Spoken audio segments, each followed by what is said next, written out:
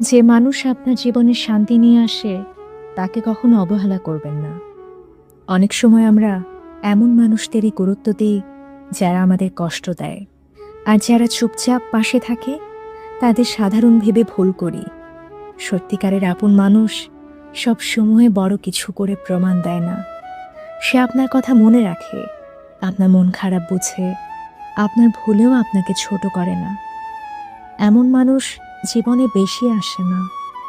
তাই যারা আপনার জন্য সত্যি ভাবে তাদের মূল্য দিন, কারণ একদিন দেখবেন যাদের পেছনে আপনি এত দৌড়েছেন তারা নেই, আর যাদের অবহেলা করেছেন তারাই ছিল আপনার সত্যিকারের আশ্রয়।